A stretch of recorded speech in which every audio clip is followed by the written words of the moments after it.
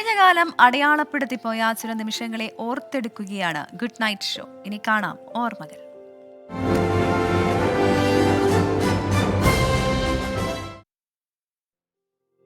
അറിയാം, മുൻ മുഖ്യമന്ത്രി ഉമ്മൻചാണ്ടിയുടെ ഓർമ്മകൾക്ക് ഇന്ന് ഒരാണ്ട് തികഞ്ഞു. കുഞ്ഞുഞ്ഞിന് ആത്മബന്ധമുള്ള പുതുപ്പള്ളി പള്ളിയിലൊക്കെ ഇന്ന് വലിയ പ്രത്യേക പ്രാർത്ഥനകളൊക്കെ ഉണ്ടായിരുന്നു. ഉമ്മൻചാണ്ടിയുടെ വിയോഗത്തെക്കുറിച്ച് ആലോചിക്കുമ്പോൾ ഓർമ്മയിൽ നിറയുന്നത് ചരിത്രമായി മാറിയ ആ വിലാപയാത്രയായിരുന്നു. എല്ലാവരുടെ മനസ്സിലും ആ യാത്ര അങ്ങ് മങ്ങാതെ ഉണ്ട് ഇപ്പോഴും.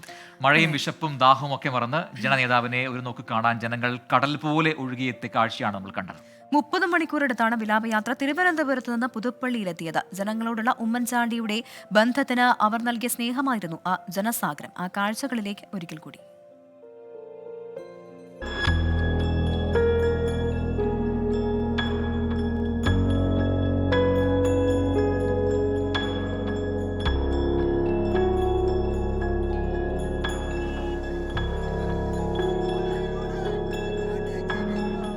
ആ രംഗങ്ങൾ മലയാളിക്കൊരിക്കലും മറക്കാനാകില്ല.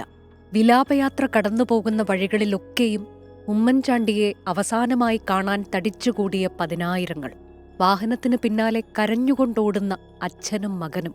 വാക്കുകൾ ഇടറി നിൽക്കുന്നവർ. ജനങ്ങൾക്കൊപ്പം എക്കാലത്തും നിലകൊണ്ട, അവരുടെ പ്രശ്നങ്ങൾക്ക് പരിഹാരം കാണാൻ രാഷ്ട്രീയത്തിനതീതമായി ആത്മാർത്ഥമായി ശ്രമിച്ച നേതാവിനോടുള്ള സ്നേഹവായ്പകളായിരുന്നു വിലാപയാത്രയിൽ ഉടനീളം കണ്ടത്.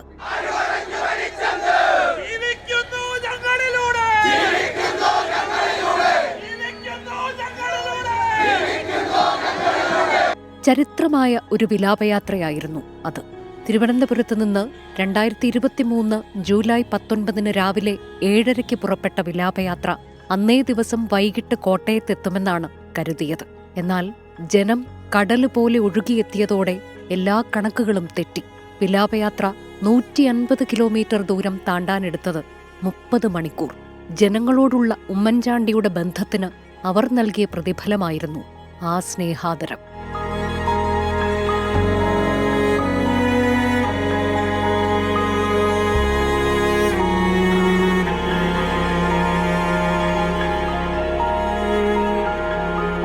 ജനനേതാവിന്റെ വിലാപയാത്ര ഇടവേളകളില്ലാതെയാണ് 24 സംപ്രേഷണം ചെയ്തത്. ഉള്ളുലയ്ക്കുന്ന കാഴ്ചകളായിരുന്നു എവിടെയും. സ്നേഹവും കാരുണ്യവും സഹാനുഭൂതിയുമായിരുന്നു ഉമ്മൻചാണ്ടി എന്ന നേതാവിനെ വ്യത്യസ്തനാക്കിയത്. മഴയെ അവഗണിച്ച് വിശപ്പും ദാഹവും മറന്ന് കണ്ണീരോടെ ജനം കാത്തുനിന്നത് അവരുടെ പ്രിയ നേതാവിനെ ഒരു നോക്ക് കാണാനായിരുന്നു.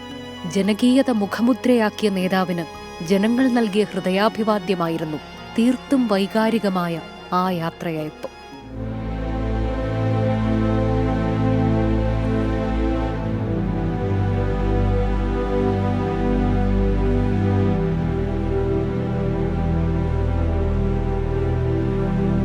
വർഷം ഒന്നാകുമ്പോഴും നിലയ്ക്കുന്നില്ല ആ ഒഴുക്ക്. പ്രിയ നേതാവ് അന്ത്യവിശ്രമം കൊള്ളുന്നയിടത്തേക്ക് ദിനംപ്രതി 100 കണക്കിന് പേർ ഇപ്പോഴും എത്തുന്നത് മറ്റൊരപൂർവത.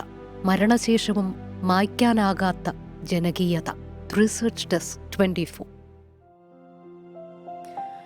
ഉമ്മൻചാണ്ടിയുടെ ഓർമ്മകൾക്ക് മുന്നിൽ 24ന്റെയും പ്രണാമം. സാധാരണക്കാർക്ക് ഏറ്റവും ആക്സസിബിൾ ഉള്ള ഒരു നേതാവായിരുന്നു ഉമ്മൻചാണ്ടി എന്ന് എല്ലാവരും പറയുന്നു. സാധാരണക്കാർക്ക് നേരിട്ട് പോയി സംസാരിക്കാം, അതിനൊന്നും ഒരു മടിയും ഉണ്ടായിരുന്നില്ല, ഒരു തടസ്സവും ഉണ്ടായിരുന്നില്ല. അതുകൊണ്ട് തന്നെയാണ് അദ്ദേഹം ഇപ്പോഴും എല്ലാവരുടെ മനസ്സിലും ഇങ്ങനെ ഓർമ്മകളായി തന്നെ നിൽക്കുന്നത്.